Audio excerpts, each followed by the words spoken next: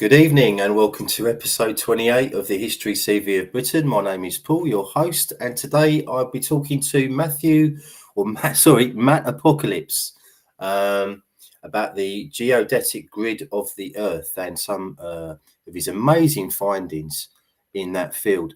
I've been slightly distracted at the start by you're talking about Dixon of Dot Green in box. Wow. Okay, that's going back a few years. Brilliant. Okay, got quite a crowd in there tonight. That's really good. Okay, right. Before we get going, just something I want to mention, a tiny rant, if you like. Some of you might know that I do another live stream on a Wednesday evening. It's called the Wednesday Wellness Show, and it's on the Nutrient Nirvana YouTube channel. Last Wednesday, my co-host Emma and I did a show on weight loss injectables. Now, that's something that's they're becoming very popular with people at the moment over the last couple of years. I'm not a fan for many reasons that I won't go into now, because we talked about this. We talked about the very real dangers of these injectables, and we offered natural alternatives that would work for you in the long term as opposed to the short term. Anyway, cut a long story short, it was taken down by you within about 3-4 hours of it being on there. So that was very, very disappointing, because I don't think I said anything controversial or anything that hasn't already been said in the mainstream media. Many of you probably are aware of the side effects, which are, there's a number of them. Some of them are very unpleasant. I've had family members on these drugs, and they haven't fared very well at all. So disappointing. So anyway, the reason why I'm telling you that is, if any of you are interested in natural health, please come and support us on a Wednesday evening at 6:30. We talk about a specific health issue each week and offer natural solutions, which apparently isn't very popular with YouTube. But there we go. Let's see who we've got in the house tonight. Merlin's boy is with us. Hello, Merlin's boy. Evening, everyone. I'm cleaning my dowsing rods in readiness. Brilliant. Okay. You might have wanted those for the Lawrence show, I think. Melissa Campbell is with us. Good evening, Melissa. Good to see you. Melissa is the host of the Mercurial Pathways YouTube channel, one of my favourite YouTube channels. Marshall Abrahams, good evening. Dr. John Hart is with us. What ho, John? Good to see you, John. And we've got Hugh Evans as well in the house. Good to see you, Hugh. William GB is with us. David J. Good to see you, David J. There's my friend in America, Craftomatic. Hi, Elisa. Hope you're doing very well. And you're all having a lovely chat in there. Brilliant stuff. Okay. Right, before I bring our guest on, I just wanted to mention Or Gulug, who I don't think is able to watch the live this evening, but he'll be watching this. He's made a really good video this week. King Arthur of Cornwall, I think it's called, something along those lines.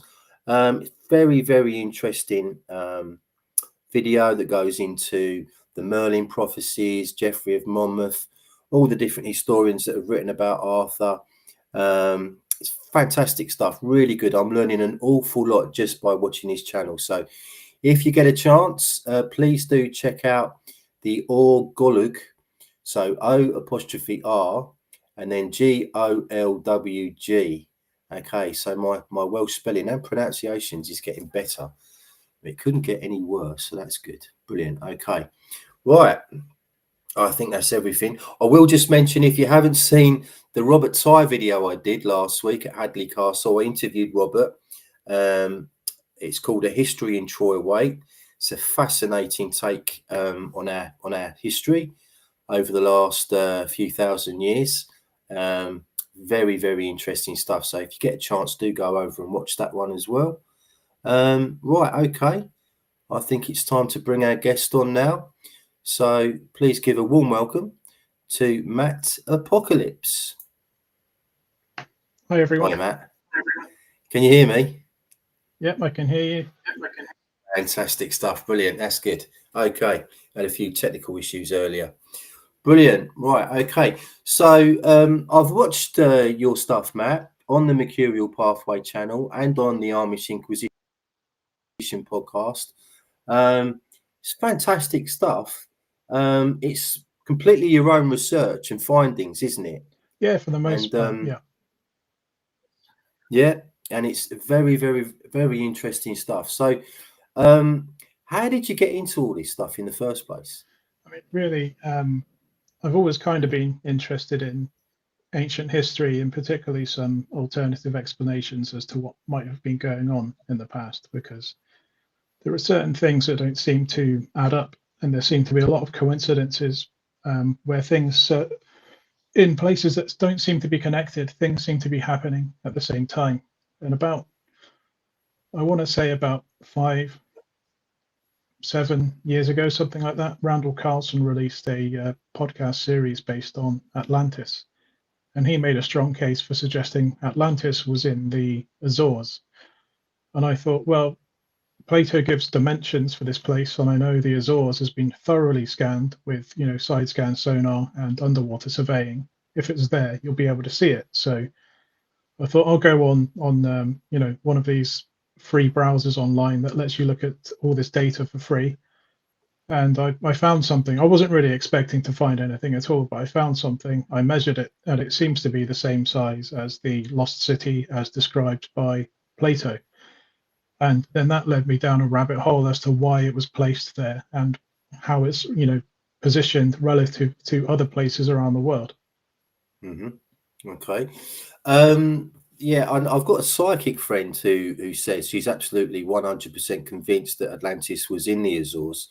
But I recently read a book by Andrew Collins, Atlantis in the Caribbean. Have you read that one at all? I've not had a chance to read any of Andrew's books because, I try not to read too much of other people's research because I'm really worried it's going to sway me before I've reached my own conclusions. Okay. But I know there is a site in Cuba that Andrew Collins and Greg Little want to look at, and it's on my grid. So I don't think there's just one place that's related to Atlantis. I think it's a bunch of different sites. So I think there's one main place in the Atlantic Ocean, which is it kind of determines the location of some of the pyramids that we see around the world. Okay, brilliant. That's very interesting. Okay, so shall we get started, Matt? Where shall we start with this? Okay, I'll share my screen. Okay. We've rehearsed this. I know how to do this now. Yes. And okay. You should be able to see it any second now. Yeah, brilliant. Okay, so it's not the most clear image, so I've marked it out with a red arrow, but you should be able to see a circular formation at the center of the screen. And it's very faint. It's difficult to see unless you have it in 3D, but you can. There's definitely two rings there. And we can tell that it's not just an artifact of scanning because it's in the center of the scan. It's not towards the edges. And if you actually go onto a gravity map online, you'll see that this thing has its own gravity. So the baseline gravity there is ever so slightly higher than it is in the surrounding area, suggesting that the type of rock that creates this ring formation is different to the surrounding area. Okay. Okay. I'll stop sharing for now. But basically, that's where I started with everything. And then some people on the Graham Hancock message board recommended I start looking at the work of people at the Heaths and Howard Crowhurst. And that led me to look into some of the discoveries of John Michell. And it turns out that there are a lot of people that have been looking at the positioning of ancient sites around the world, particularly some of the biggest and most sacred. And there seems to be this system of sevenths where places are located between sevenths between the equator and the North Pole. And then you look into Livio Stacchini, who kind of came a little bit before John Michell, and he was saying there were places at half intervals between the sevenths, which would suggest that there's 14 intervals between the equator and the North Pole. And if you extrapolate that, it goes all the way around the world with a circumference of 56 segments. And from this, I've been building a world grid. Wow. Okay. So if I share the screen with you, Yeah. if you've got any questions, just jump in and As we go along, I will do. Yeah, definitely. Okay. Right. Yep. Should be appearing in a second now.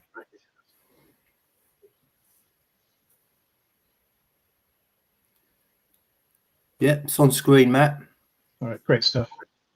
Yeah, so basically, looking into the work of John Michell and the Heaths and Howard Crowhurst, I've started to look for sites at these intervals between the equator and the North Pole. I've also found some that are south of the equator as well.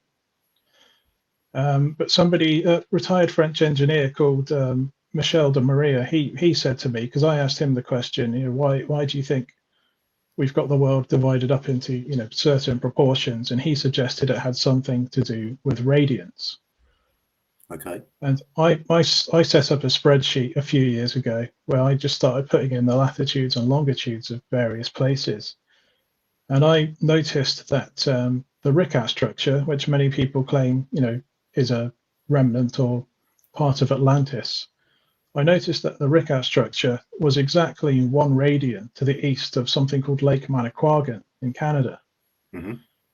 And these are basically the 2 largest ring-shaped structures in the world. And as fate would have it, they're separated east to west by exactly 1 radian, which is pretty miraculous in itself. Mm. I should be able to show you a picture of what they look like. Oh, wow, yeah. Okay. So obviously those aren't to scale, but Lake Manicouagan is actually a little bit bigger than the Ricat structure. So if you're trying to build a world grid at some point in the ancient past, if you've got these 2 markers, there's no way these things are going to be erased by man or by storm or by time. Effectively, these things are hundreds of millions of years old, and they're going to be here long after we're all gone. So these are the perfect things to mark out your world grid with. So somebody's been paying attention at some point in the ancient past.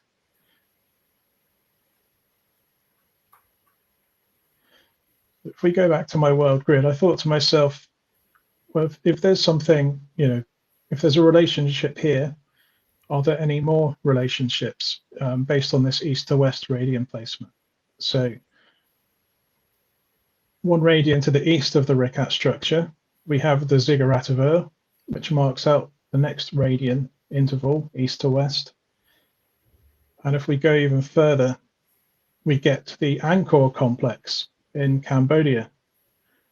And there's a specific site at the Angkor complex. It's called Ak Yum, and it's actually older than the Angkor complex. It's the oldest thing there. It's only a couple of 100 years older.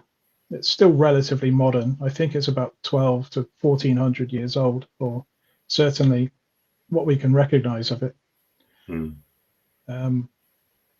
But also that Ak Yum site is also in line with the largest lake in Southeast Asia, which is Tonle Sap.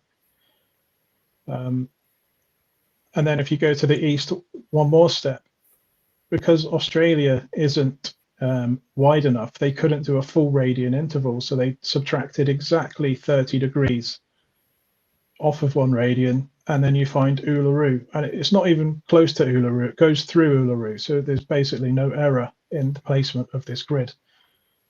And it looks like natural features have been used to mark out this grid.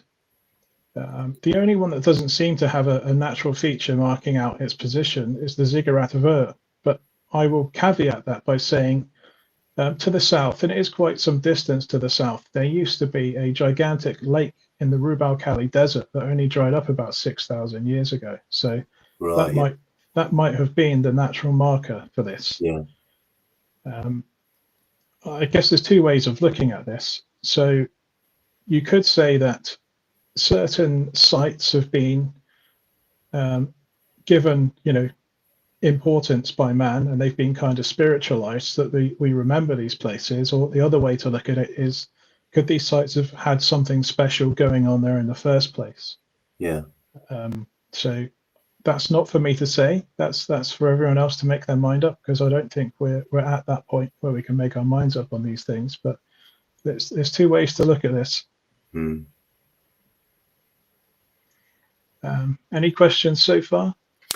Well, we've got a question from Merlin's boy. He's asked, have you matched up your grid work with Earth energy lines? I haven't. It's probably something that I probably need to do at some point, because often when I do something, when I start to look into it, I find out that some people have already found the same or very similar relationships to what I've come up with, which is kind of reassuring in a way. Yeah. But I guess the next step is what I can say from this is that these sites can then be used to create ley lines. So if we look at Mecca, you could create a ley line from Mecca that goes through Karnak, and then it goes up through Avebury, and then it goes all the way up to Lake Manicouagan, which is that first primary meridian in northeast Canada, which is that large ring. And I think these ley lines are set up using the sun, basically. So I've made a point of highlighting the tropics on my map, because the sun has to be in the tropics the sun is only ever directly 90 degrees above your head within the tropics, and that position moves every day. So the latitude of the sun's position follows a sine wave. So on every day of the year, the sun moves slightly further north or south depending on the time. And at high noon in any one particular area, there'll be the sun will be at zenith. So on the spring and autumn equinoxes, the sun is at zenith over the equator. During the northern hemisphere summer solstice, it's over the Tropic of Cancer. And then the northern hemisphere winter solstice, the sun is over the Tropic of Capricorn. So there'll be a couple of days per year where the sun is directly over various sites in the equator, in the tropics rather, sorry. And I think these alignments have been used to sort of measure great circle distances between various sites. Okay. Just going back to, you mentioned ley lines a moment ago. You said that they'd been set up. Could you expand on that? Because, I mean, are ley lines created? I thought they were just naturally occurring. Excuse my ignorance on that. Right, let me bring up a picture first.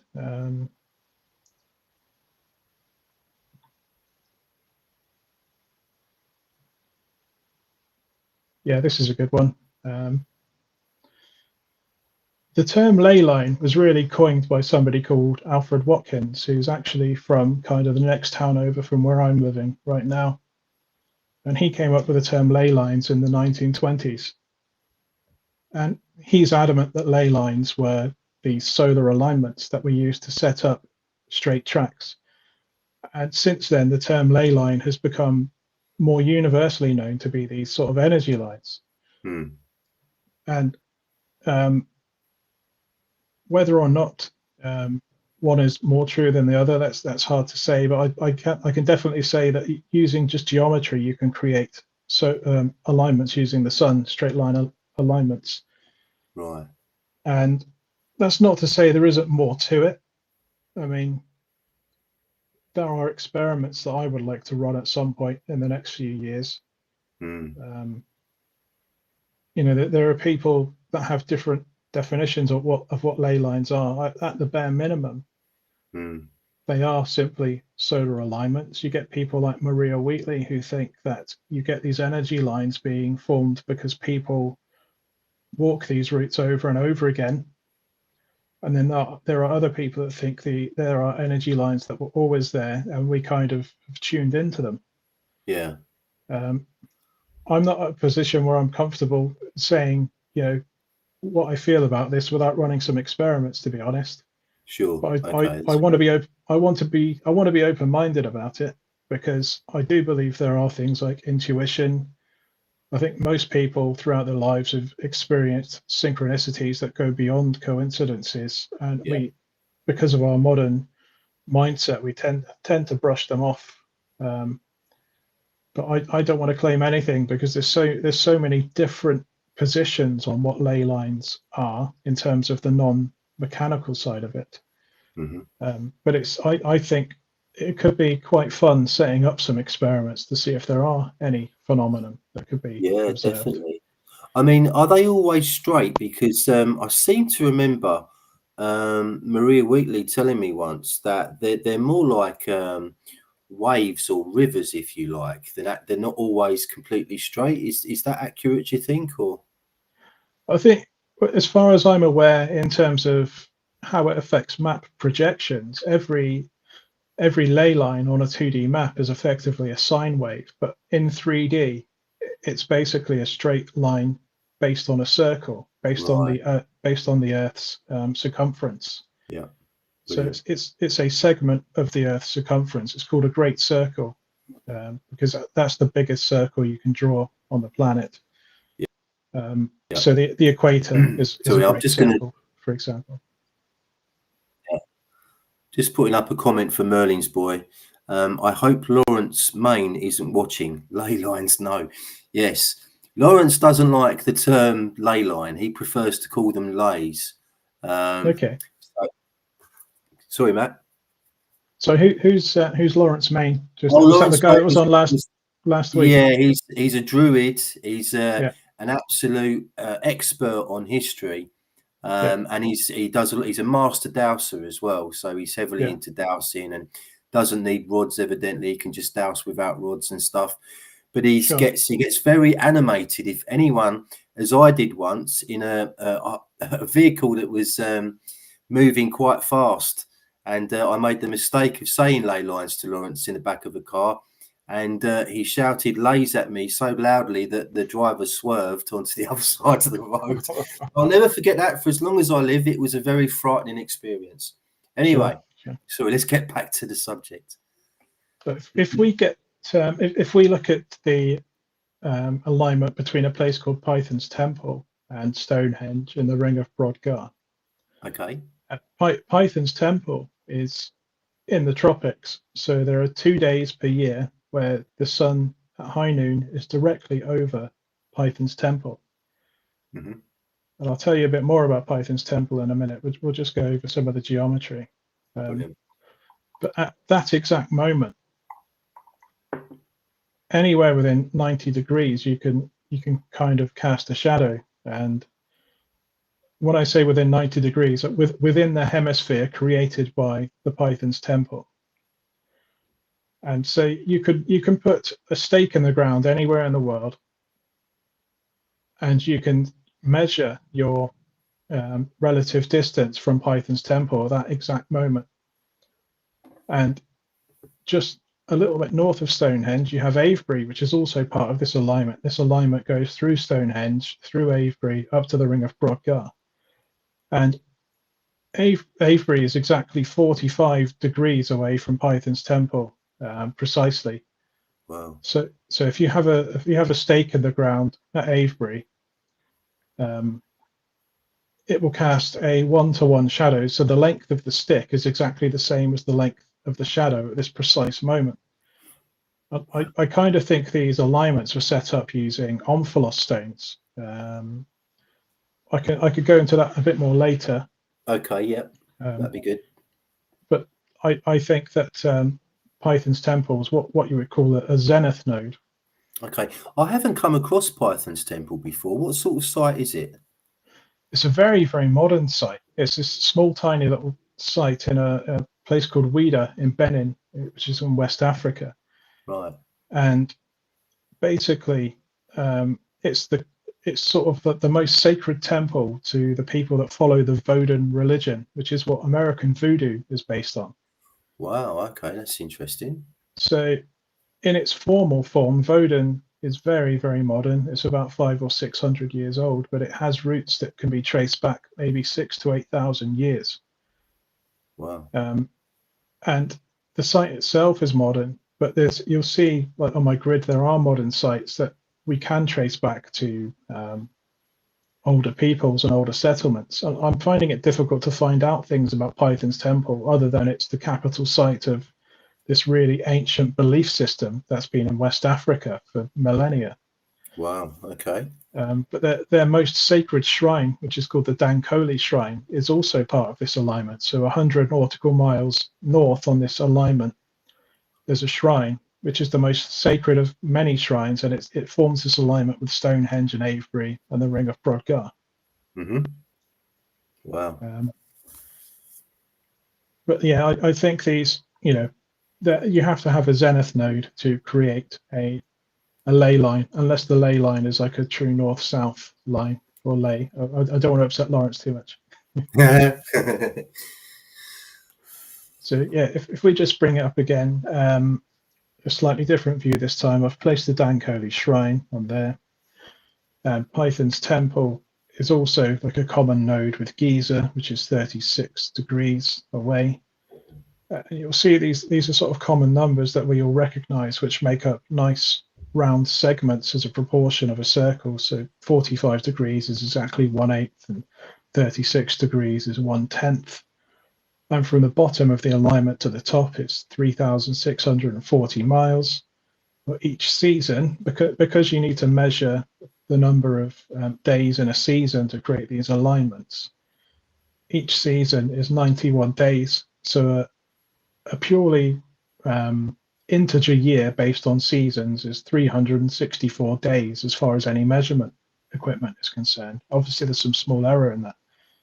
But it's interesting that it's 3,640 miles, because you see certain numbers cropping up at certain sites. But when we talk about this grid system being based on 56ths, you see these numbers encoded into Stonehenge, you see them encoded into Giza, you see them encoded into Borobudur, and even somewhere called Oostergate Square in Kazakhstan. And if I bring up a picture of Stonehenge Phase 1, Stonehenge as we know it today, today's Stonehenge is it's a Bronze Age artifact built by the Beaker people about 4,600 years ago. But what we would recognize as the first stage of Stonehenge, or Phase 1, that's about 500 years older. And it shares the same earthworks as modern Stonehenge, but it was just 56 posts. So you see this number, people are obsessed with the number 56 in the Neolithic. And these posts are, for the most part, they're equidistant from one another. And the red dotted line, that is the circumference of the innermost earthwork at Stonehenge, and it's 560 Royal Egyptian cubits, which seems a bit out of place in Britain. Yeah, just a bit. And I've made a note here saying 56 times pi, and if we use the ancient pi of 22/7, we get exactly 176, which is a number that might resonate with some people if they've studied the Great Pyramid at Giza. Before we move on, I will note, see that gap in the earthwork at the bottom? Yes. That actually points to Python's temple. So it's like it's all been set up. Yeah. And then if we go to Giza, each side of the Great Pyramid is 440 Royal Egyptian cubits, and then it's got a total perimeter of 1,760. And you can see I've crossed all the zeros off. And I think that's the same thing going on at Stonehenge, where it's 560. And I think that's because the zero is there for scale. It's to make it a large monument. If the Great Pyramid was 10 times smaller, nobody would pay any attention to it. Yeah. So, why is 176 useful? well, again, if you're looking at things in radians, 176 can be divided into radians with an exact integer with no decimal places. So in the 176 system, the radian is exactly 28 over 176. There's no need for decimal places. You get a nice tidy fraction. And there's somebody called Dane Quirk that I've been talking to and working on some things with, and he's been looking at some of these numbers, and he's come up with some really fascinating finds. Okay. Particularly as sorry, mate, is that Saturn Rooster? it is Saturn Rooster. Yeah, I thought so. Okay, that's good to know. Cheers. Yeah, he's fascinating. You should have him on at some point. Yeah, I will. Yeah. But all of these numbers, they're all divisors. Apart from 56, they're all divisors in 7,920, which is the diameter of the Earth in miles. And so you can divide 7920 by 360, 176, 44, and 22. And so you have all these really interesting numbers. And 56 also conveniently converts into 360 degrees using the ratio of 45 over 7. So 44 over 7 relates 56 to radians, 45 over 7 relates it to 360 degrees. It's the exact number of degrees between each one of these 56 segments. So there seems to be some universal system being used thousands of years ago that lets you easily convert these different numbers into a usable practical system. Mm-hmm.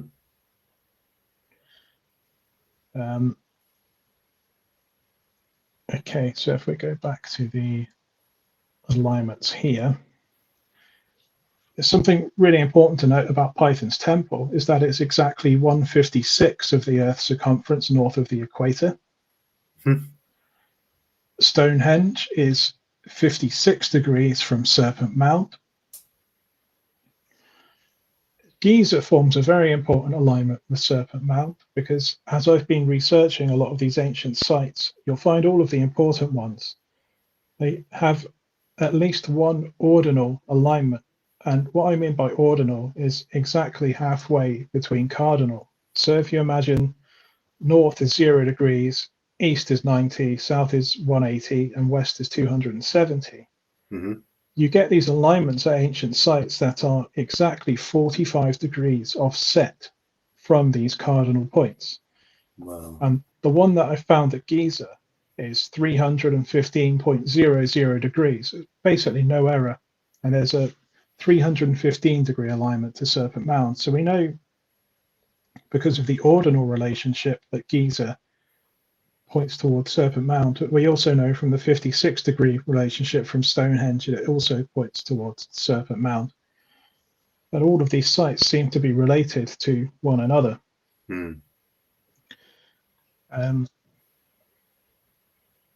Is this picture of England just cropped up? Yes. Britain, rather? Yep, on screen.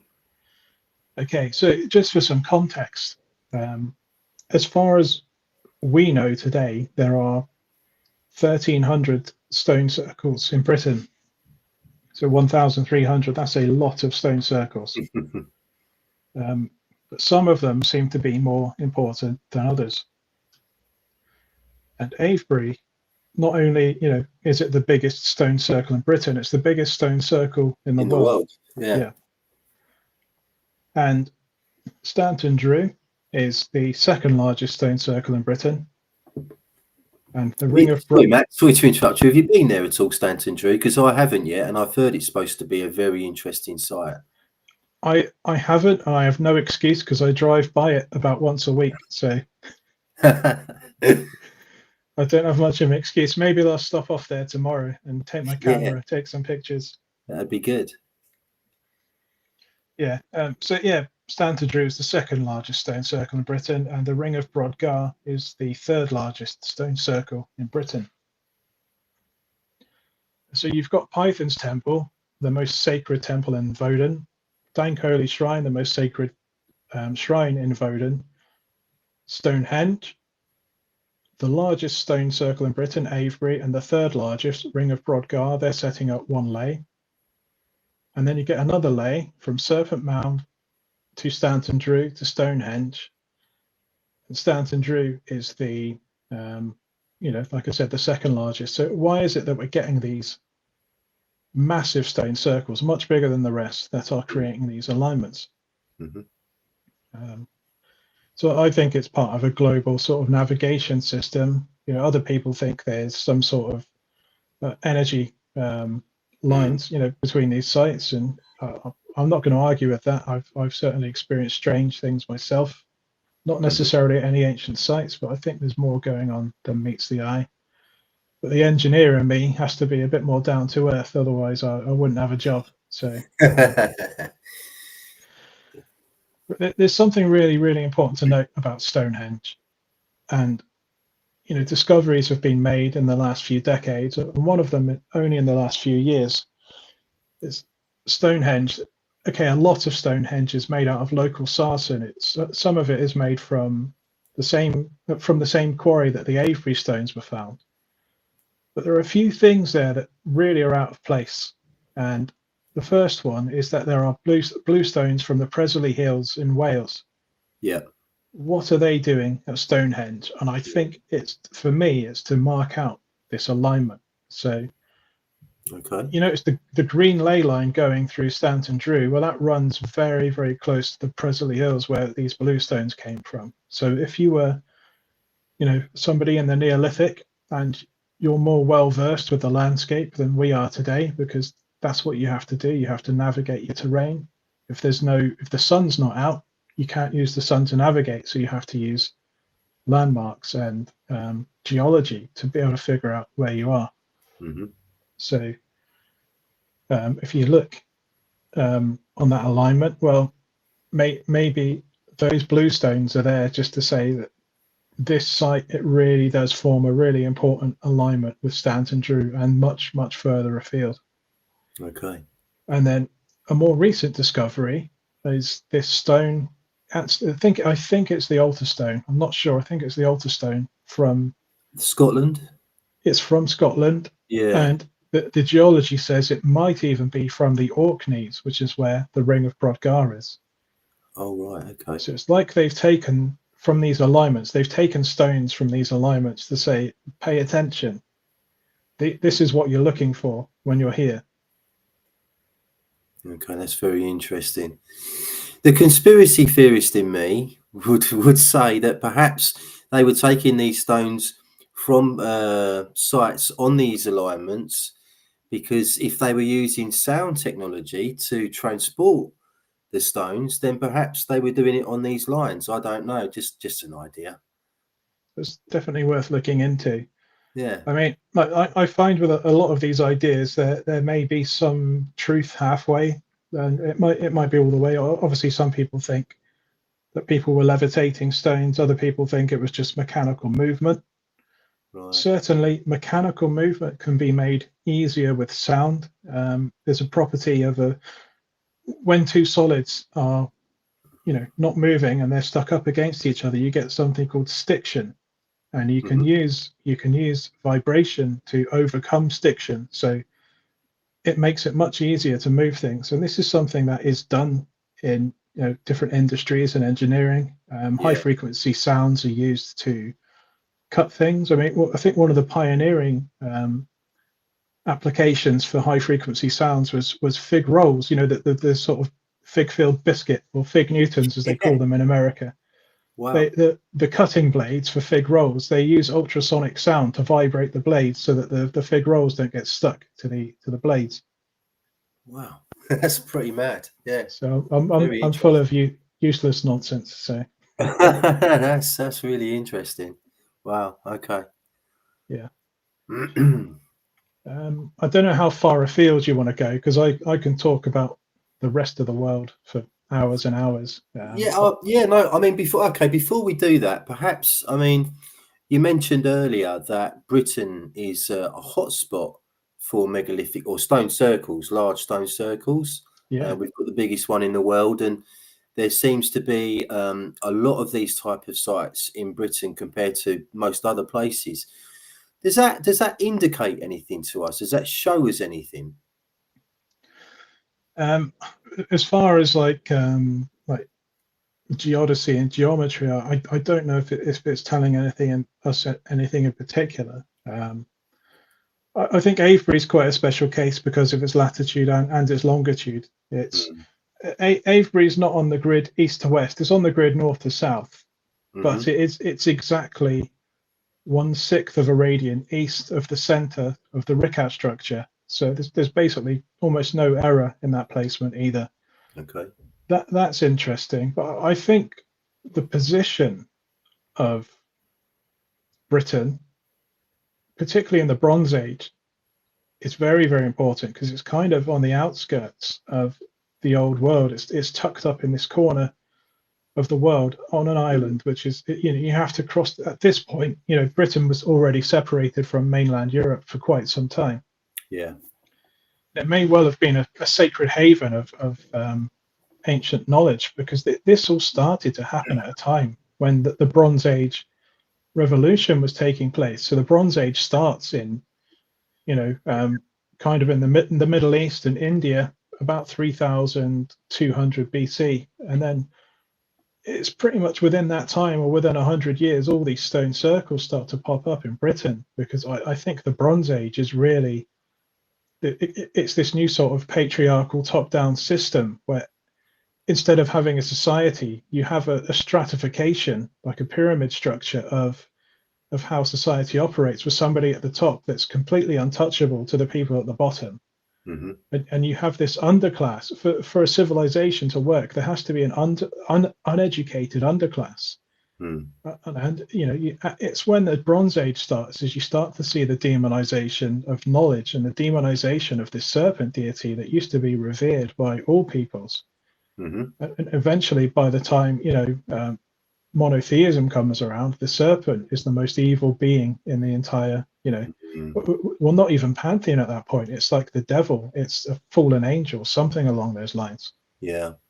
And I think that Britain may have been this safe haven for this ancient knowledge of people that were still trying to maintain their sovereignty away from this hierarchical top-down system, which really is kind of in place today. You could argue that we're, philosophically and, hierarchically, we're kind of still in the Bronze Age. Yeah. I've often wondered about that myself, when I first got into this, and, you look at sites like Stonehenge and Giza, and, you're just kind of full of wonderment, and you think, how on earth did people in the ancient past do this? And they must have been, incredibly intelligent. And, but I mean, there's people out there, for example, I don't know if you've come across the name Joseph P. Farrell, but he's done a lot of work on the pyramids at Giza. And there's quite a few books he's written on the subject, and he is of the opinion that the Giza pyramids were weapons, basically. Okay. And I'm starting to think, from what you were saying a few moments ago, that perhaps the culture that built these monuments, weren't necessarily, or didn't necessarily have our best interests at heart. I've kind of gone full circle on it now. I think that there's a really ancient system that was in place before, our species, Homo sapiens, started to build on them. I think there was another species of human that was behind, maybe not all of these, but I think there was another species of human that's now extinct or absorbed into us that started this. Yeah. And perhaps we added some sites along the way. Okay. But what's this Neolithic building process in Britain, it all happened very quick, like ridiculously quickly.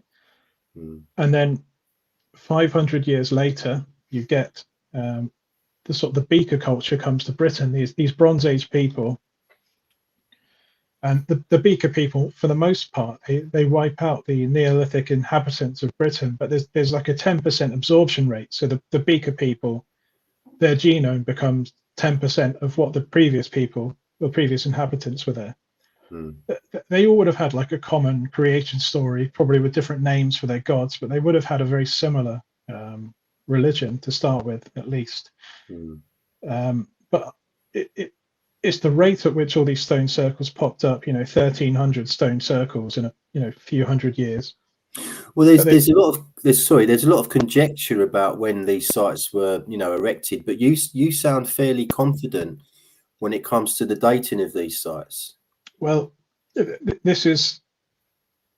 I'm fairly confident about the dating of the sites as they stand right now. So if you look at Avebury in its current form, I'm confident with the dates that are given for Avebury. I think what we recognise now is probably 2,400 BC. Mm-hmm. But that was finished off by the Bronze Age people. Again, Avebury was a much simpler site quite some time ago. 3,100 BC, built at the same time as Stonehenge.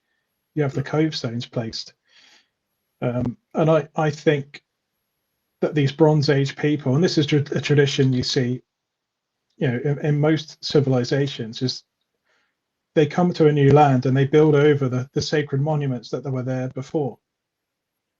And I kind of think that maybe these Beaker people, they were a hierarchical people, and they built over these Stone Age sites. We kind of see that, don't we, at Giza with the Great Pyramid? I think it is in the subterranean chamber. It's difficult to date everything at Giza because it was built over a hillock. There was something there before. Might have been a natural hill, might have been a hill that was shaped to be this kind of mound. And we can't get to the bottom of when all of these sites were used. So Avebury, the earliest parts we know of Avebury go back way before 3,100 BC. There used to be a big house there, and then there was some sort of fence erected around the house, and then you get the cove stones put up, which apparently happened 500 years after the house was last seen.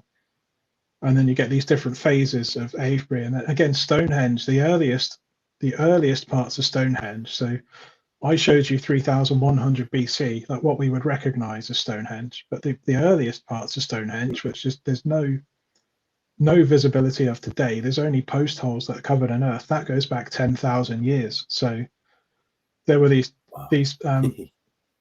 posts made out of pine trees, and they were 2.5 feet wide, and they were setting up these perfect east-west alignments.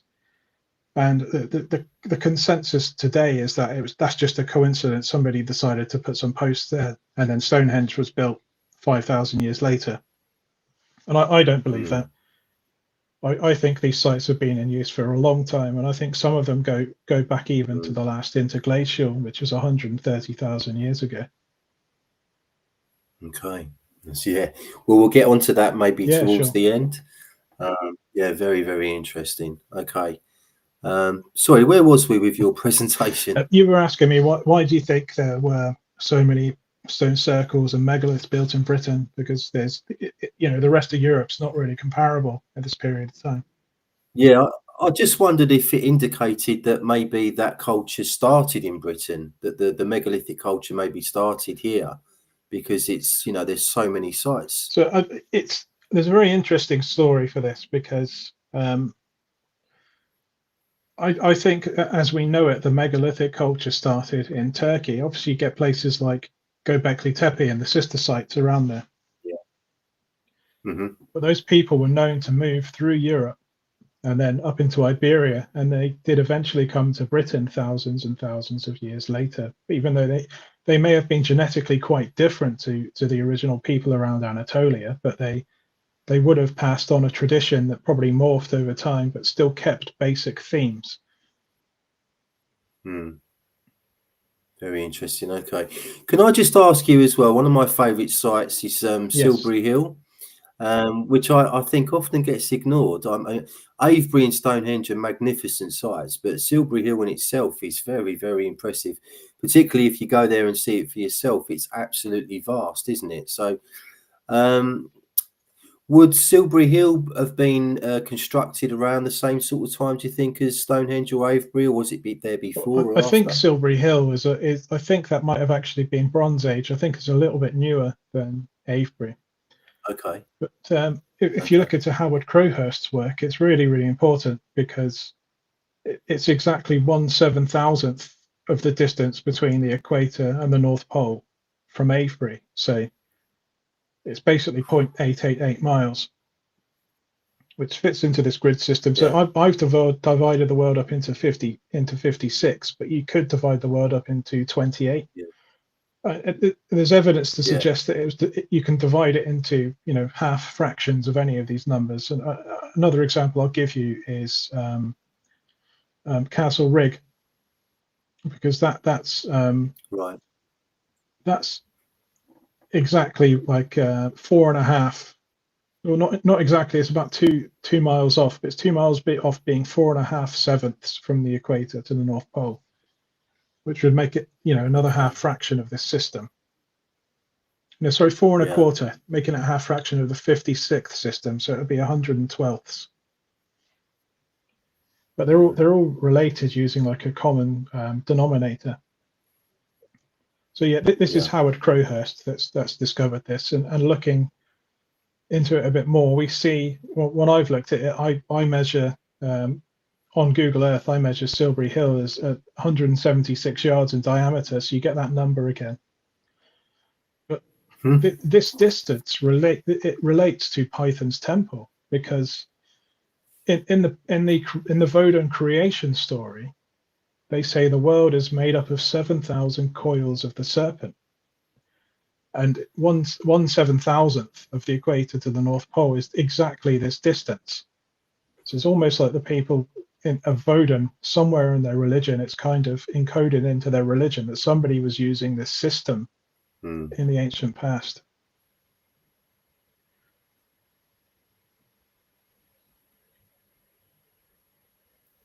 Okay, remember everyone, if you've got a question for Matt this evening, do please put them in capital letters so I can see them clearly in the chat box. There are a few here, actually. Where are we with the presentation now, Matt? If we're trying to keep it sort of Britain-centric, I mean, I guess, it's probably, I've probably covered most of the British stuff that I'm sort of versed in, to be honest. Well, okay, well, I do want my viewers to see your other stuff.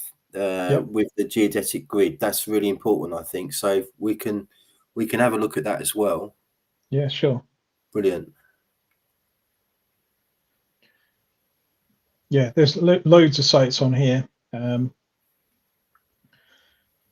Basically, the reason I think that the east to west grid isn't the same as the north and south is because it's very easy to measure your latitude. You can do this on a daily basis quite accurately. So you can measure at high noon, you can measure the angle cast by a shadow anywhere in the world.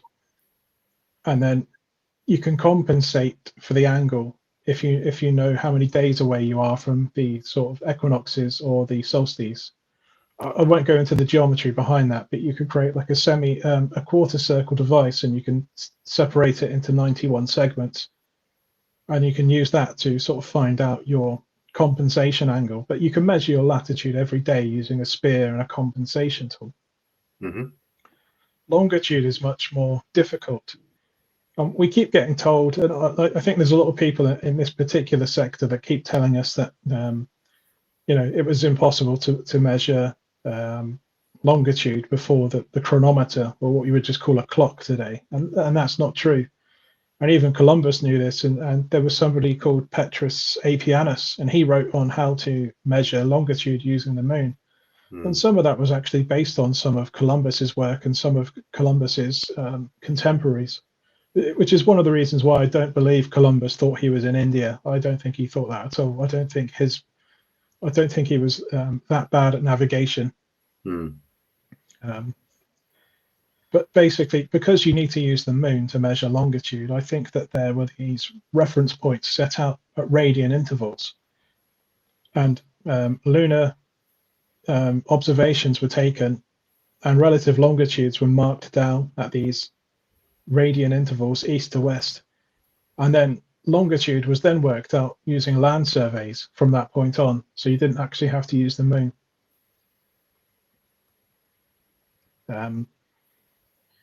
If we go, there are some special sites, and one of them is really interesting, which is Chimney Rock in America.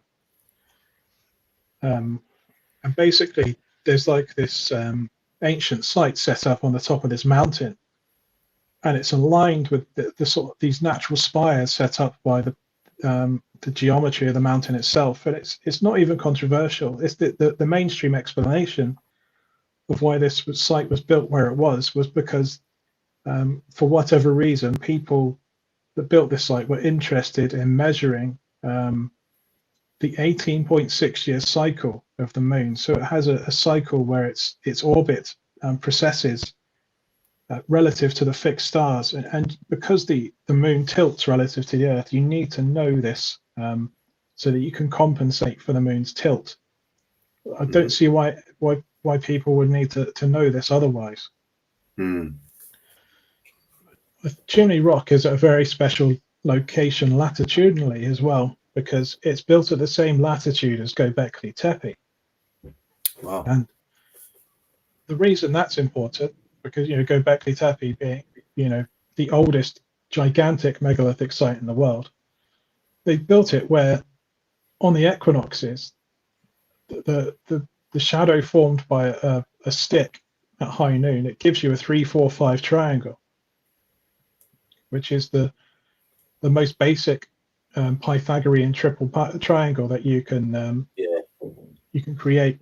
So we often attribute the Pythagoras' theorem to Pythagoras himself, but even modern historians would tell you that these things were known about way, way, way before Pythagoras. I mean, like 1,000 years before the time of Pythagoras. There's somewhere in the Middle East, there's a tablet called the Plimpton tablet, and it's got all these Pythagorean triples on it, and it predates Pythagoras by 1,000 years. Wow. And even that, we don't know where they got the information from. We just know that people knew it way before we thought they did.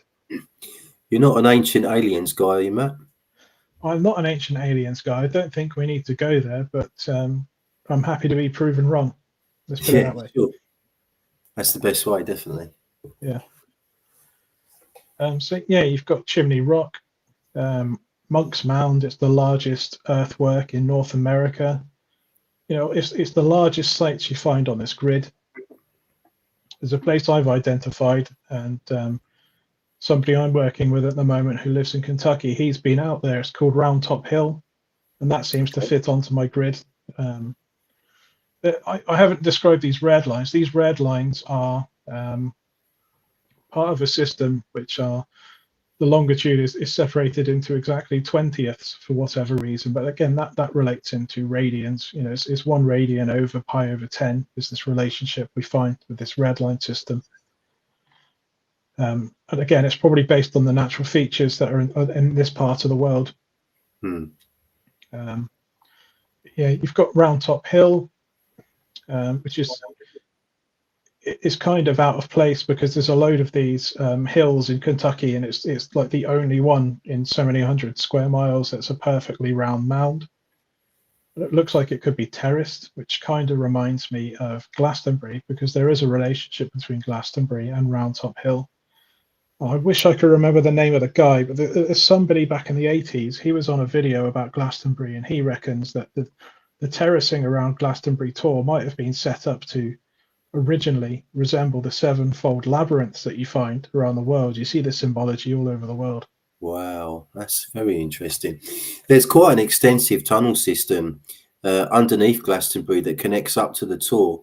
The last I sort of read about it, I think a lot of these tunnels now have been filled in, so unfortunately you can't go investigating. But that's a real shame. Yeah, what do you, just while we're on the subject, what do you make of the Glastonbury Tor? I think it's a natural feature that has been terraced, to really sort of mark it out from the rest of the landscape, because it's on a very important lay between Tiwanaku and Avebury. Right. And that lay, I've been looking at where that lay goes if you carry on even further, and it goes on to one of the most important megalithic sites in Germany. I wish I could remember the name, but it lines up with a place in Germany as well. But Glastonbury is a very, very important site, and I think there are a bunch of places in Somerset that are quite important. There's a lot going around Taunton as well. Taunton seems to be quite important. Okay. I think there were people in relatively modern history that probably are still aware of all of this. I don't think I've discovered all of this. I think there are people that know this already, and I think they may well have known it all along. Maybe this was never lost. Okay, that reminds me.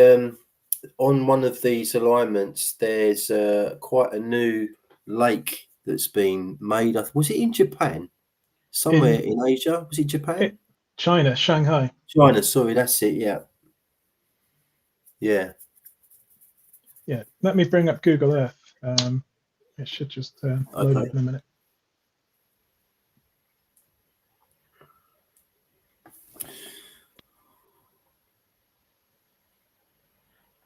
Yeah, again, if I start at Python's temple,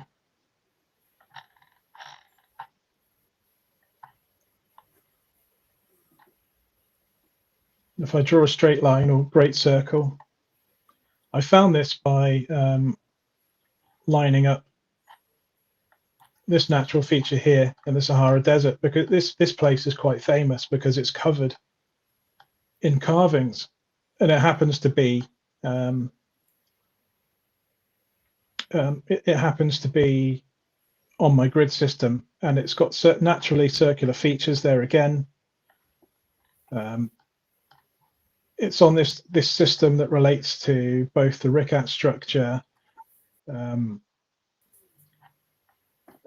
Sirte in Algeria. I haven't got Sirte on the map, but Sirte, which is the former name of Constantine, that used to be the capital of the Berber Empire, and that's on the grid.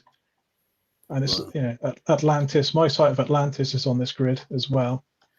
But this site, it has loads of different alignments that terminate here, including one that goes through Giza and Göbekli Tepe all the way up to a site in Kazakhstan, which might be a new geoglyph that I've discovered. Really? This map, yeah. I don't know anyone that's formally come forward and discovered it, but it's identical to something called the Bastamsko ring, but it's just a little bit smaller. And if anyone has found it already, it's somebody called Dmitry Day, but I can't get hold of him. He's a Kazakhstan businessman that's taken it upon himself to mark out all of these ancient geoglyphs all over Kazakhstan. And he's discovered something like 273. So Right. It might well have been discovered, but formally, I don't think anyone's discovered it. But archaeologists have now been over to some of Dimitri's sites, and they're finding some really interesting information, because some of the evidence says that these geoglyphs are only 2,000 years old, but then the stone tools that are found there are more like 8,000 years old. So Okay. Something's not quite adding up. But yeah, I used that this place here, which I should also mention that this has an ordinal alignment to Stonehenge. That's also really important. Yeah. And then I was trying to line up the ziggurat of Ur and Chogazambil. So the ziggurat of Ur is my major marker for my radiant system. Chogazambil is the largest ziggurat on the Earth. So you'll notice a lot of these sites are either the most sacred or the largest or the second largest of their kind. And by lining up these sites and tracing the ley line along, I ended up in Shanghai. Yeah. And this ley skirts by this natural meteor crater. And it terminates here in this man-made lake that was made 22 years ago. Wow. Somebody Okay. knows. Yeah. I think so. And this is all reclaimed land. This was all in the ocean 25 years ago. Mm. And they've borrowed a technique from the Japanese, where they're now reclaiming parts of the coastline for whatever reason. It's the fact that this ley lines up with the natural sort of river that goes into it. Mm. So I think people know what's going on. I think the Louvre complex and the pyramids placed at the Louvre, I think that's all related to this system as well. Okay. There's two pyramids there, isn't there? There's a pyramid. There's an upside down pyramid as well, isn't there? Yeah, there is an upside down pyramid, and the symbology behind that is quite interesting, because it might, represent the underworld, or as above, so below. Mm-hmm. But before we go into Paris quickly, if I get rid of the Earth grid, there's another system here going on, and it's all centered around my site for Atlantis. Let me just put the overlay on.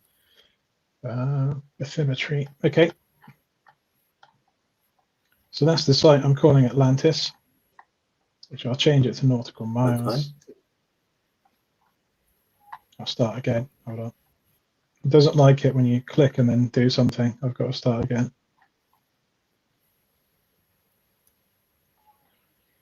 Yeah, there's a system where things are separated by intervals of 500 nautical miles. And if you go to the Sphinx, which many people argue is some kind of astronomical clock, and I would tend to agree with that. If you use the head of the Sphinx, can you see that distance on my screen of 3,000.31 nautical miles? To be honest, I can't quite make it out. No. Okay, it's pretty much exactly 3,000 nautical miles, and it's like less than half a nautical mile error. And that there's a yellow lay that goes between the largest and second largest pyramids at the Giza complex. So on the summer solstice, if you were standing on the head of the Sphinx, you'd see the sunset alignment points you directly towards my Atlantis site, and it's exactly 3,000 nautical miles. You get the same thing going on at Poverty Point in the Americas. So Poverty Point is, hold on, that's off, that's Lower Jackson Mound, it's a bit further north. Not quite so accurate, it's 2,998, so it's like 2.3 nautical miles off from perfect. But Poverty Point is a series of concentric rings, and the summer solstice sunrise aligns with my Atlantis site, and that's basically 3,000 nautical miles away. The diameter of Poverty Point, or the radius rather, is 3 stadia, which is exactly 1/10,000th of its distance to Atlantis. And there's loads of these really important sites on this circular system as well. So my site for Round Top Hill turned out to be on this as well. So Round Top Hill is, again, 3 nautical miles off, but it's basically 2,500 nautical miles. Montreal, if you look up the origins of Montreal, it's quite fascinating. But that's basically 2,000 nautical miles away. But Montreal, to the native Ojibwe people, their sort of migration myth tells you that Montreal was the first place that was settled during like the inland movement into Turtle Island. Which obviously a lot of people think Turtle Island is America. And if it's not enough that the Giza pyramids are on this system, there's a place in the Americas, I think Peru, called Caral, and it has the oldest pyramids in the Americas, and they were built at pretty much exactly the same time as the Giza complex 4,600 years ago. And that is 3,999 nautical miles. So it's basically almost exactly 4,000 nautical miles. And then if we go to Paris, I won't do all of the places on here because it's going to get boring pretty quickly. But Paris is a pretty fascinating place because you have something called the Medici column, which was the astronomical tower set up by Catherine de' Medici, the former queen of France.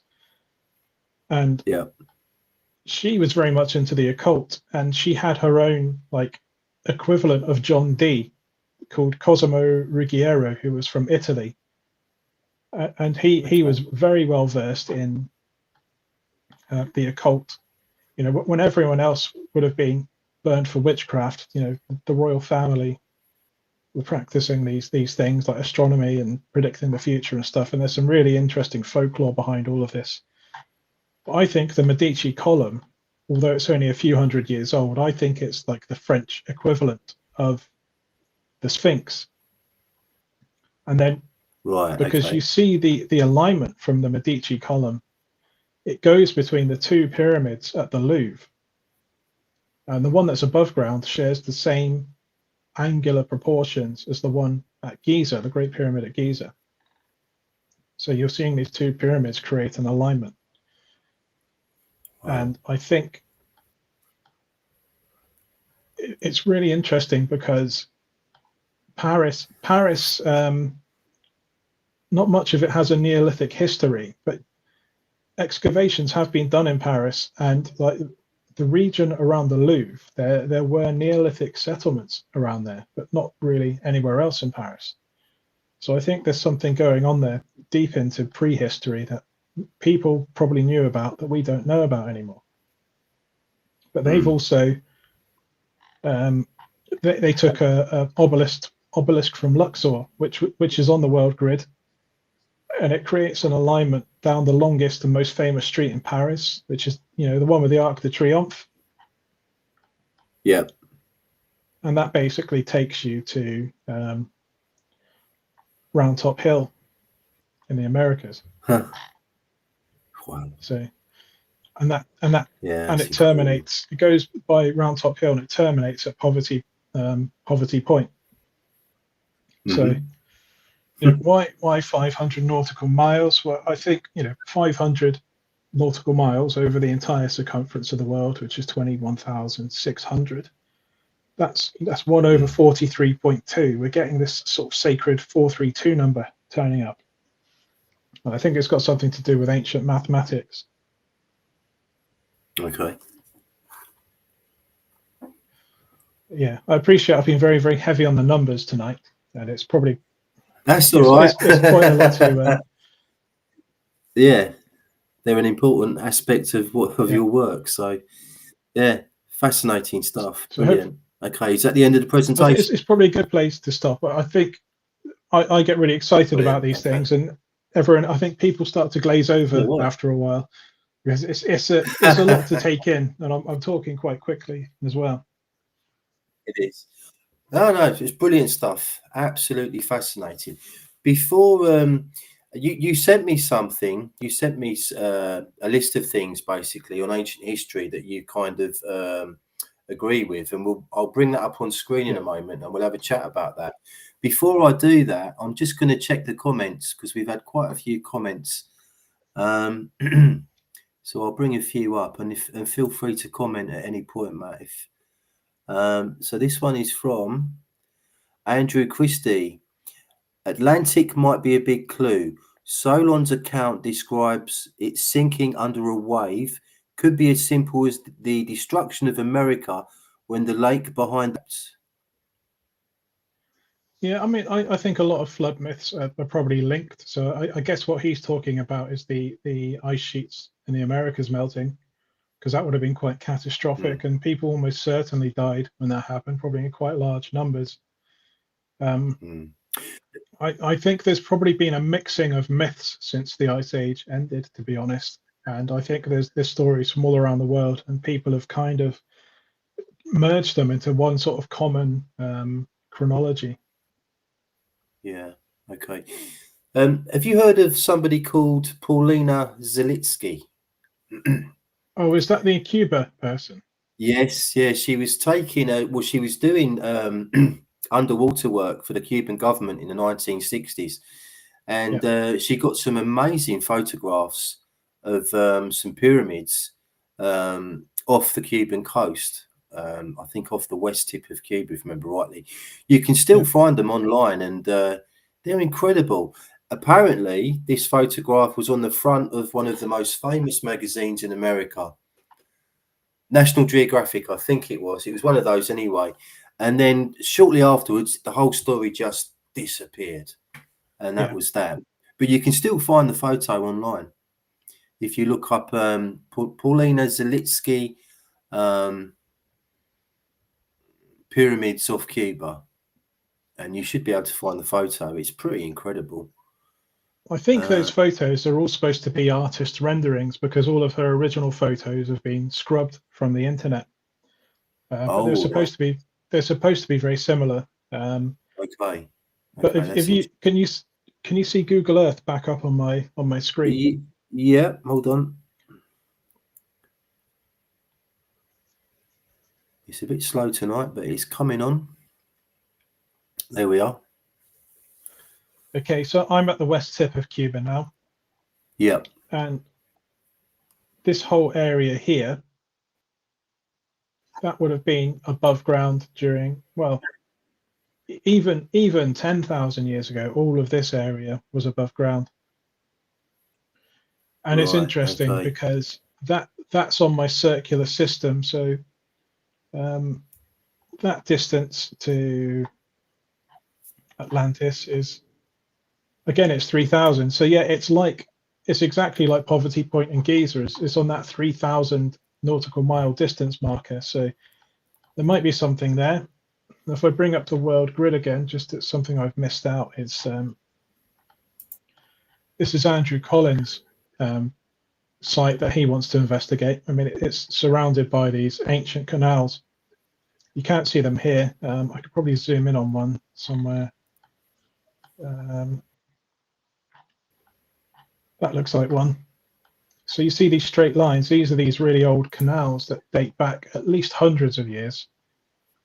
You might not be able to see it very well, Yeah. but it's very, very straight. And I think that it was the Taino people that were there before, and I think they said they were there when the Taino people were there. And it's kind of a lot like at the moment, it's very similar geologically to the Florida Everglades. But Andrew Collins' site, Right, it's on my world grid, and that white line denotes it. That denotes the world grid. So that white line isn't there because of Andrew Collins' site. That line is there because of it's precisely placed on the world grid, and Andrew Collins' site happens to fit there very, very well. So I think Andrew Collins is really onto something. Yeah, definitely. That's not the only sort of miraculous thing about this, because it lines up with all these Omphalos sites. So it starts at Mecca, which is just within the tropics. Mecca's famous for having an egg-shaped like Omphalos stone before it got broken up and sort of monotheized. Karnak is famous for its Omphalos stone that's on the world grid.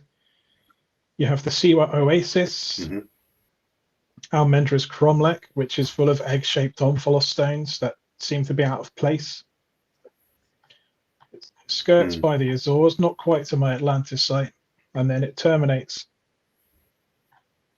at Cuba. And the distance is exactly 6,502 nautical miles. It's part of this 500 system.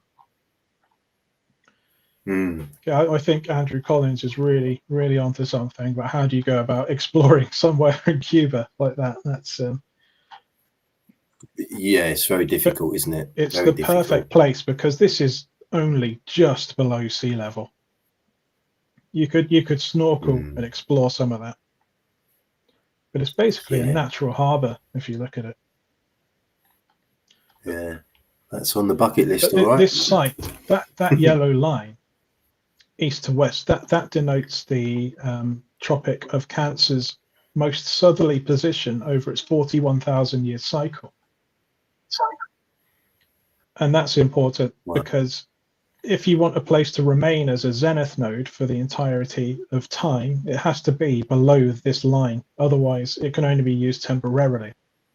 Anyway, I'm going off on numbers and at a tangent again, so we'll that's all right. Brilliant stuff. Fascinating. Okay. Let's just quickly go through one or two comments here. Any questions in capitals, people? Do bear with me tonight. I saw a comment earlier from Craftomatic, and she was recommending that you check out a site in America. There it is. Coming on the screen. It's just a bit glitchy tonight, unfortunately. Sorry for that, everyone. Please look into the prehistoric lake in Wyoming called Lake Gossute, which is spelled Gosiute.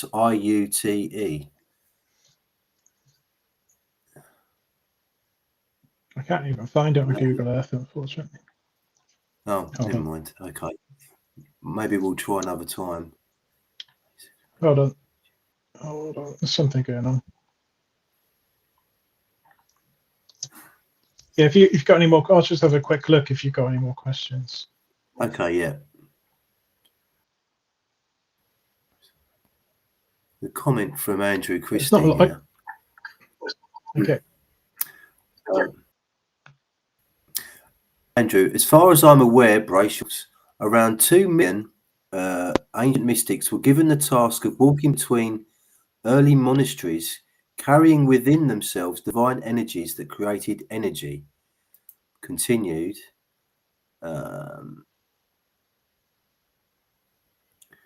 That began to run like a river. This occurred across the whole planet.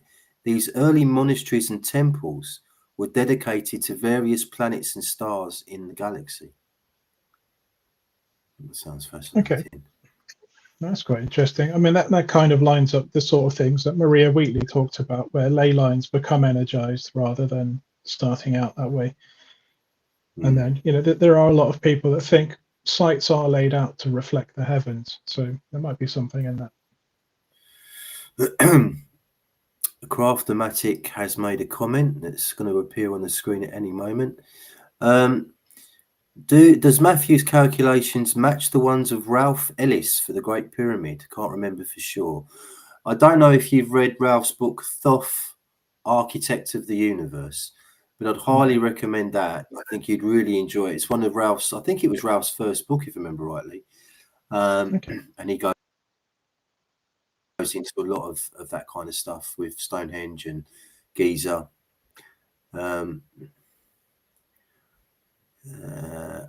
There's a question. John of Tadley. Does the Stanton Drew lay go through Arthur's Stone on Gower? Question mark. Don't know. Hold on.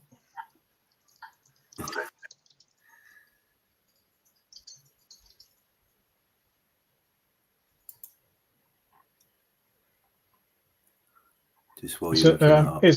Ryan 7. Arthur's Stone's a little bit too far south. Yeah.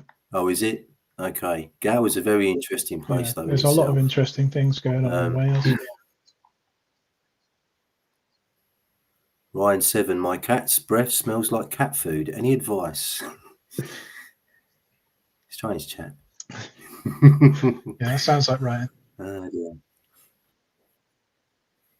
Yeah. Merlin's boy. It's so slow tonight. Sorry about that. Does your alignments pick up Woodhenge at all? No, I think Woodhenge is part of something else. Again, if you look up Howard Crowhurst, you'll find probably answers regarding Woodhenge. I'm trying to look at things more on a global scale. Okay. You mentioned Robin Heath earlier. Merlin's boy has asked, have you met Robin Heath? No, I'd like to stalk him and see if he'll talk to me, because I think we've got some things in common. Yeah. Okay. Well, I'm going to try and get Robin on. Yeah, I'm going to try and get Robin on the show. If I pull that one off, then I'll let you know, and maybe we can sort something out.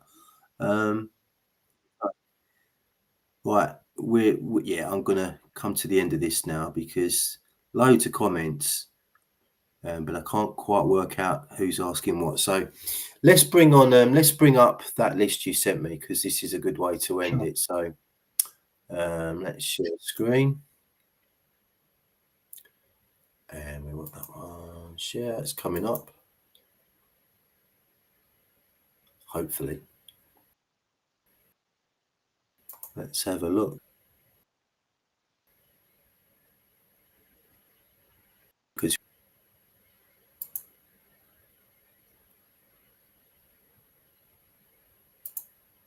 Bear with me. For some reason tonight, it's very what was that? Nearly, we got close there, I think. To some. I'll try one more. If not, then what I'll do is I'll read these points out, and then we can discuss them. Let me just try one more time, because it should work. No, okay. Lost connect. Let's try this again. Right. I've got a feeling I might have done it now. Sorry about the technical issues, everyone. Oh, it's timed out. Hold on a minute. 1 minute.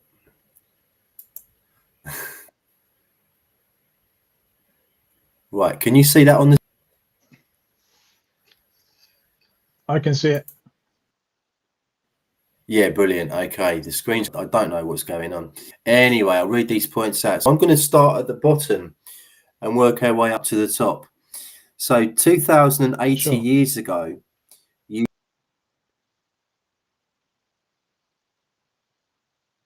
Oh, I can't hear you anymore. oh, you're joking.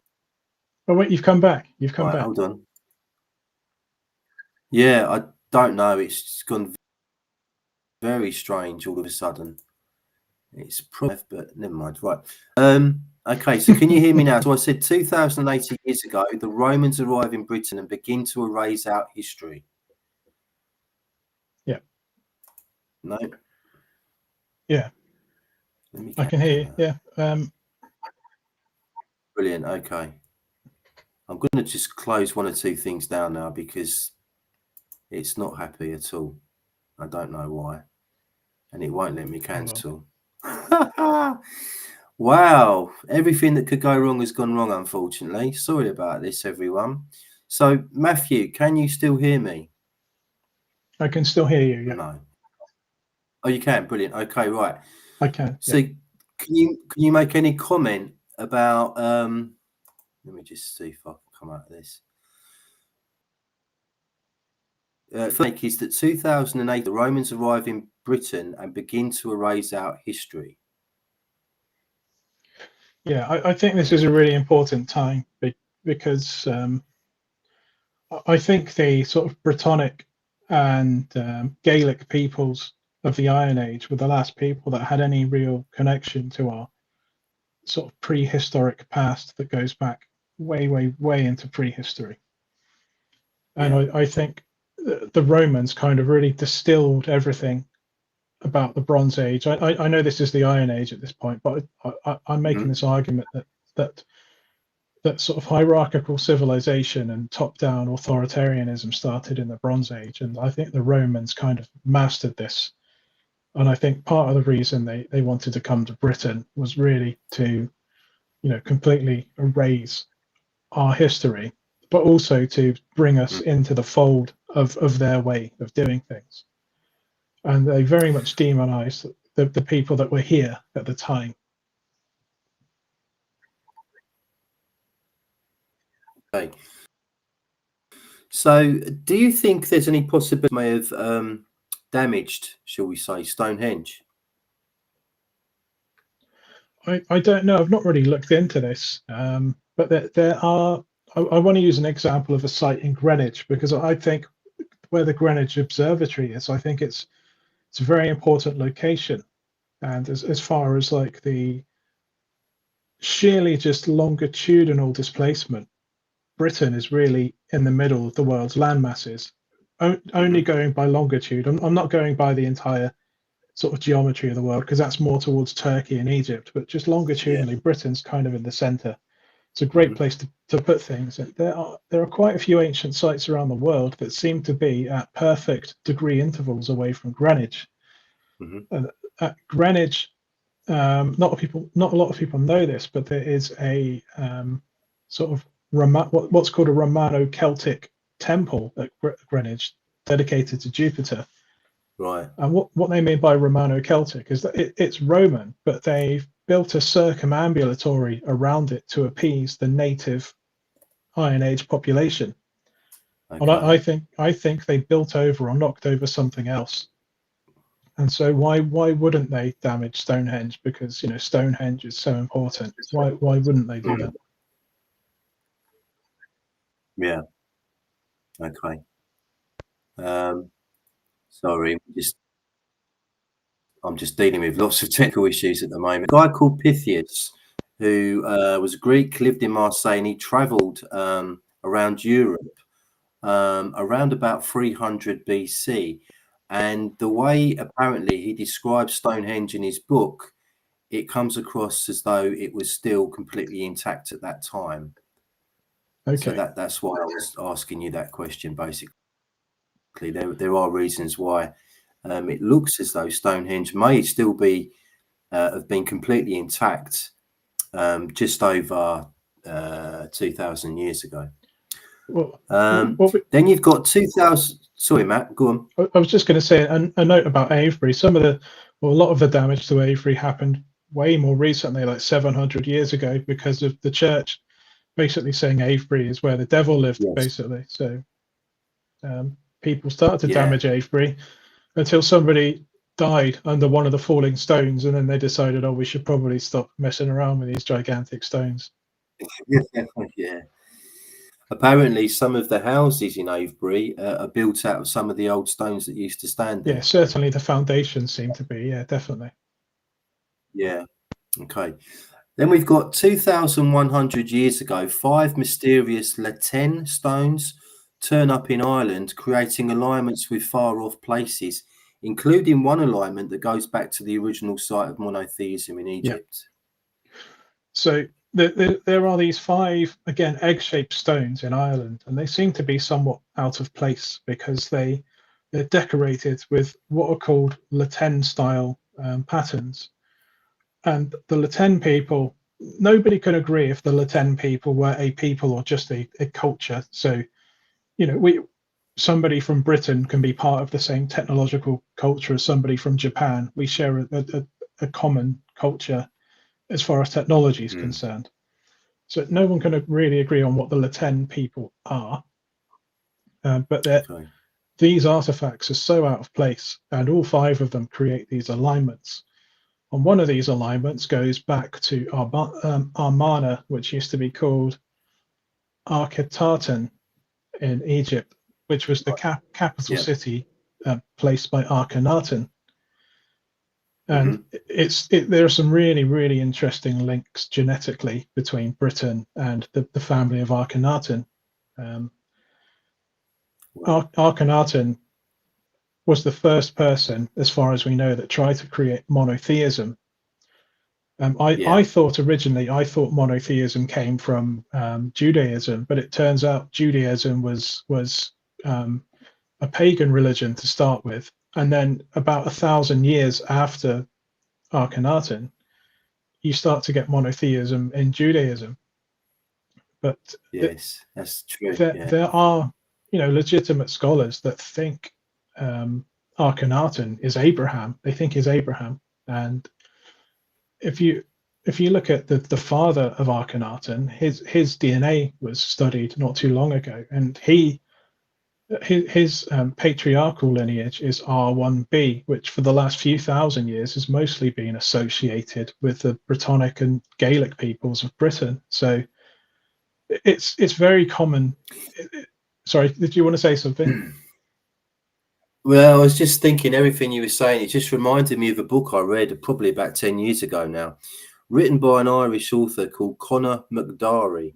The book is called Irish Wisdom Preserved in the Bible and the Pyramids. Yeah. And he talks about this an awful lot. Yeah. And he says that the Irish, possibly the British, but I think he says the Irish were the first civilization, if you like, to circumnavigate the globe.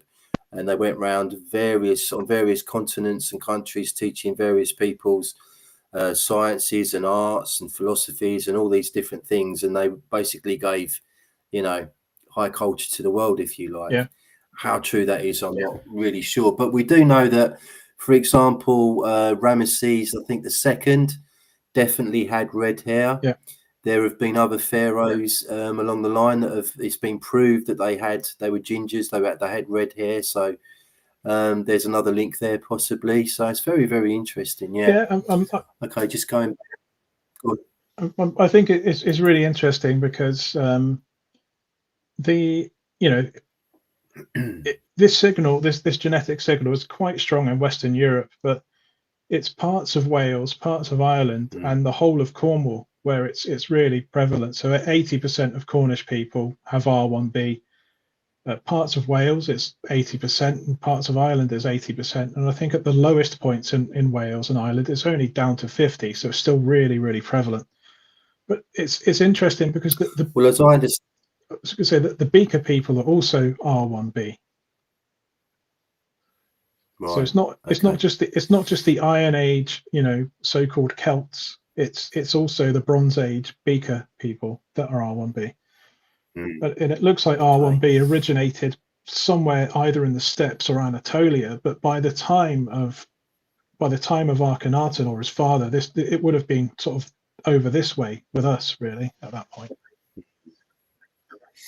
Yeah, okay. I know a lot of the ancient Britons kind of moved into the areas you mentioned, like Wales and Cornwall, when the Saxons invaded. Okay, let's go back quickly. So I think we're now up to, don't think I've missed anything. Oh no, 4,600 years ago, transitioning from the Neolithic to the Bronze Age, there's a renovation of ancient sites from Britain to Egypt, and the first pyramids are built in the Americas pretty much at the same time as the Giza complex is constructed. Yeah. So you're going along with the orthodox dating, basically, of the pyramids in Egypt. Yeah, I really don't have a problem with the orthodox dating of the pyramids in Egypt. What I have a problem with is that we tend to treat them as them being like virgin sites, whereas I think they're really, really old sites. I think things have been there for millennia and possibly over 100,000 years. So I think, you know, the carbon dating of the mortar in the Great Pyramid is pretty definitive. They've taken samples from all over the Great Pyramid, and they're very consistent at 4,600 years old. And that's not to say that there isn't some kind of inner structure that's older, and certainly the hillock. I think the hillock has been there as a sort of carved mound for quite some time. I think the Sphinx enclosure is very old. I don't think the Sphinx is as old as the Sphinx enclosure, but I think we get these misleading arguments where we start to look at things a little bit incorrectly, and maybe those lines of thought have been planted within us. So we kind of think we're looking at reality where we're ever so slightly off, and we're never going to get to the truth. But yeah, going back to the question. Yeah, I showed you on Google Earth earlier, Carroll, which is on that 500 nautical mile grid system, pretty much built at exactly at the same time as Giza. Bit strange, and at the same time as the Bronze Age people have finally conquered Britain and sort of rebuilt these Neolithic monuments in their own image. So something's going on at this point in time. Just before I forget, something I forgot to mention when we were talking about Akhenaten is that his father's maternal line is a bit strange as well, because his father really, like outwardly, he would have presented as black. He was genetically, for the most part, sub-Saharan African, but he had this R1b male lineage, and he had this H2b maternal lineage, and H2b was very exotic to Egypt, and it came more from the steppes regions at the time, but also H2b is also very strongly associated with the Latin people who put those stones in Ireland. So yeah. Wow. Again, the timing of the Latin stones. The Latin stones were placed about 20 years before the Romans arrived. So it's almost like the Romans were like, "No, you don't. You're not preserving that. We're gonna start, trashing the place." Okay, so 5,100 years ago, some kind of prehistoric enlightenment commences in Britain, the Middle East, North Africa, and the steppe regions. Lots of things going on in parallel that seem to be related. Yeah, exactly. Yeah, and that's when we get this revolution in Britain of everything being built, all these stone circles in a very, very short period of time. But it's also somehow, in Sumeria and at Egypt at this exact point in time, they independently of each other come up with writing at exactly the same time. Yeah, but that's when the first dynasty starts in Egypt as well. So everything before that is prehistory. But that's when history starts in Egypt. Okay. 12,000 to 5,100 years ago, various megaliths pop up from place to place throughout Europe and the Middle East. So there we're talking about Göbekli Tepe and places. Oh, I'll just yeah. Okay. That's really where everything starts. Yeah. Okay. as far as the megalithic culture is concerned. I know there's arguments saying that there were places. People say Göbekli Tepe was built by the sort of descendants of Atlanteans or some lost culture. Hmm. The argument people are now using against that is that the dates don't match up, because some of the constructions in Turkey are now found to be older than Göbekli Tepe, but they're still within Wow. what I would call them that with only by a few hundred years, but they're still within a window of catastrophe, because I think 11,600 years ago as a catastrophic date is a bit misleading, because there's a catastrophe that happens 14,300 years ago, a couple of thousand years beforehand, Mm. that rocks everything to its core, where we were supposed to come out of the ice age as per the Milankovitch cycles told us to. You know, basically the alignments of the Earth relative to the Sun meant that we were naturally going to come out of an ice age, and there was a gigantic Maunder period, and that's what started meltwater pulse 1A, and it sent us into the Bolling Alarod, which eventually descended into the Younger Dryas. So there's a known cataclysm that took place a few thousand years before, you know, the traditional date that we're given for when all this starts, 11,600 years ago. And I think we need to start looking at this 14,300 year ago event, because it really was a catastrophe. This solar flare Yeah. was 500 times more powerful than any that we've witnessed in historical times. So it did some real damage to our planet and to the environment. But there was a low period of solar activity for 1,000 years, and it sent us back into the ice age. Mm. I'm trying to remember now. In Egypt, there are statues. I'm trying to remember which ones, where people like Brian Forster have said, if you look on one side of these monuments, you can clearly see scorching, but you wouldn't be placing these monuments as far back in time as that event. Yeah, I mean, I wouldn't place them back as far as that event unless I could be proven otherwise. But that kind of evidence is something that really does need to be looked into, because Yeah. you know I'm fairly confident about the Great Pyramid being the age that it is, but that's not to say there wasn't other things there before that have been Mm. reassembled. If we think about one of the obelisks Sure. stolen by the Italians, that fell down and was covered in mud in Italy for 1,000 years, and it was only re-erected 500 years ago. So you might find the remains of something that get reconstructed. Yeah. Mm. Okay. Right, 20,000 to 30,000 years ago, the Denisovans stroke gods die out. Yeah, and I think the original people behind this world grid are the Denisovans.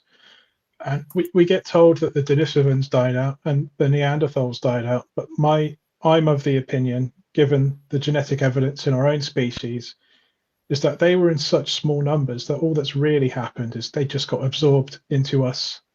And I think perhaps you get stories like the Book of Enoch, which might be telling us these stories where you get these people, you know, the gods or fallen angels come down and they fall in love with mortal women because the mortal women are so beautiful, and they Mm. basically just absorb themselves into our species. Mm. Okay. And this all started 130,000 years ago, when you suspect that the original mound building culture emerged and set out the world grid, Yeah. which was probably the Denisovans. Just one question on that. Were the Denisovans the elongated skull people? Not in the way that you would see, you know, presented by somebody like Brian Forrester, but they had front to back, they had the longest skull of any human species. And they, you know, from the one skull sample found, they you know, their brain size was on the very, very high end of our own. But saying that, jaw bones and sort of tooth fossils are suggesting the average may have been actually a lot higher than that one sample that's been found. And Andrew Collins has done some research where he says that there are two genes associated with modern day autism that have been inherited from the Denisovans. So perhaps, you know, like Andrew Collins is saying, perhaps they were a savant race and they found all of this very easy that we perhaps struggle with today geometrically. Wow, that's an interesting thought. Blimey. Yeah. Wow. Okay. Matt, you'll have to write a book. Oh, I am writing a book. It's just taking a lot longer than I'd hoped, but it's well on its way.